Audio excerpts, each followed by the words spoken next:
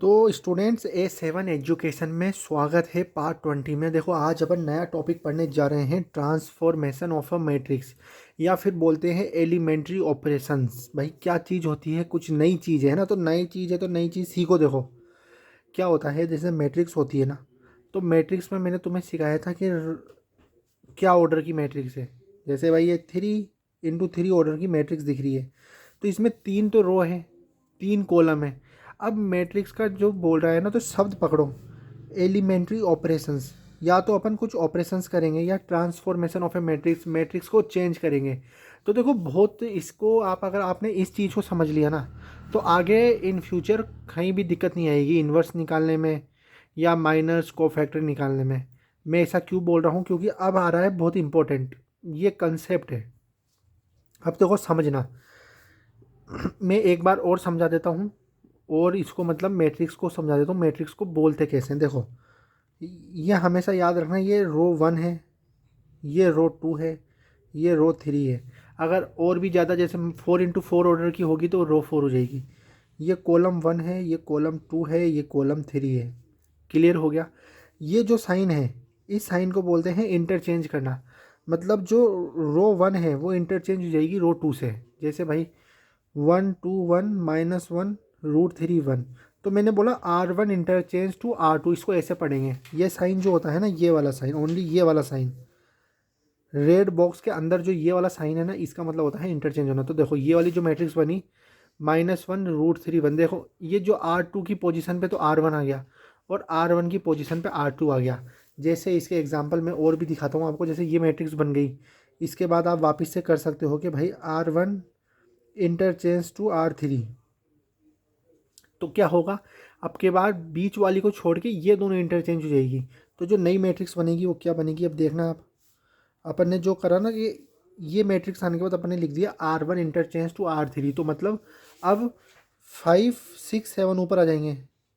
देखो R1 से R3 interchange हो गया, बीच में 1 2 1 तो ऐसे ही चलेगा, और ऊपर जो था ना -1 √3 1। तो इंटरचेंज की ये प्रॉपर्टी होती है। इंटरचेंज आप जैसे रो में कर सकते हो R1 में, या फिर आप कॉलम में भी कर सकते हो। जैसे भाई C1 इंटरचेंज टू C2, या फिर C2 इंटरचेंज टू C3। ठीक है, ये चीज़ समझ में आ गई अपन को। अब दूसरा इसके अंदर एक और होता है, क्या चीज़ होती है दूसरी, आप जो लगा सकते हो कोई मैट्रिक्स के अंदर ऑपरेशंस, वो लगा सकते हो किसी चीज़ का मल्टीप्लाई कराना। जैसे जैसे एक एग्जांपल के तौर पे मैं समझाता हूँ आपको कि जैसे अपन को कोई अपने पास R1 है। अब R1 में आप चाहते हो कि 2 का मल्टीप्लाई हो जाए, तो आप 2 × R1 लिख सकते हो, या आप ऑपरेशन लगा सकते हो, इसमें कोई डाउट नहीं है।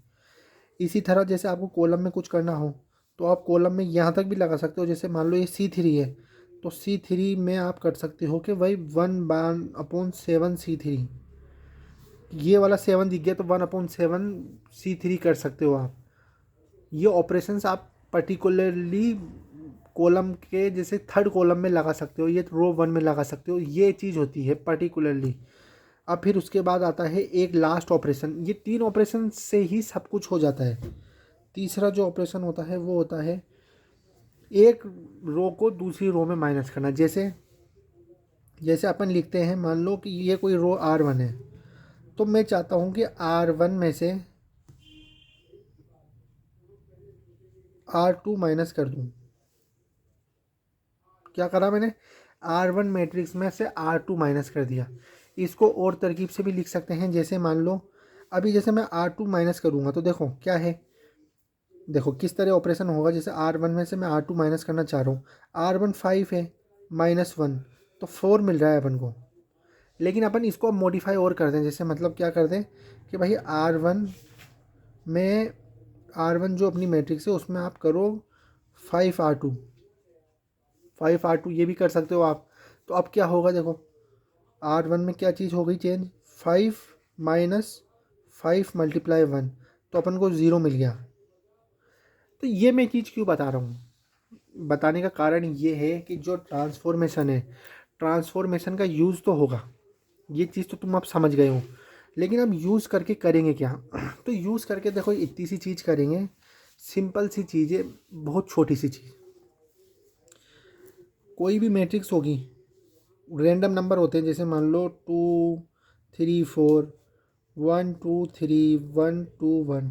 तो इसको अपन अप्रोच करते करते करते अपन इसको आइडेंटिटी मैट्रिक्स में लाते हैं।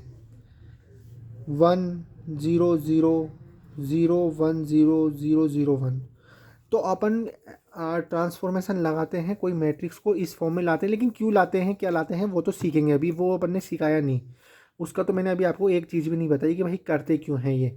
मैंने सिर्फ ये इतना बताया है कि अपन को इन्वर्स निकालना होता है मैट्रिक्स का, तो वो किस तरह निकालते हैं। और इन्वर्स की मैं आपको ट्रिक भी बता दूंगा, जिससे कभी जीवन में कोई कन्फ्यूज़न तो रहेगी नहीं, 1% भी कन्फ्यूज़न नहीं रहेगी। वो तो बहुत इजीली आप सीख जाओगे। बस एक चीज़ और याद रखना कि कभी भी बहुत लोग होते हैं वो ना दो ऑपरेशन लगा देते हैं। जैसे मान लो ये R2 है, R2 में आप ऑपरेशन लगाओ कि भाई ये R2, सॉरी ये R2 है, R2 में आप ऑपरेशन लगाओ कि R2 माइनस 2R1 लगा दिया। तो अब R2 में कुछ चीज़ चेंज होने वाली हो ना, क्योंकि अपन ने ऑपरेशन R2 में लगाया है।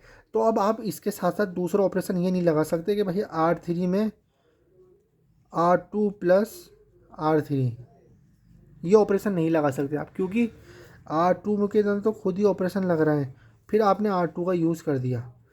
तो ऑपरेशन लगाने के लिए या तो आप है ना इंडिविजुअल इंडिविजुअल लगाओ, या फिर आप देखो कि जिस रो या कॉलम में हो रहा हो ना वो ऑपरेशन लग रहा हो, तो आप उसका यूज़ ना करो तो ज़्यादा फ़ायदा रहता है, नहीं तो आंसर में गड़बड़ आ जाती है। और एक ये चीज़ और होती है कि जैसे आपने एक ही में दो ऑपरेशन लगा दिए, एक तो रो का लगा दिया कि भाई R2 माइनस 2R1, और इसके साथ साथ आप लगा लो कि भाई C2 इंटरचेंज टू C1।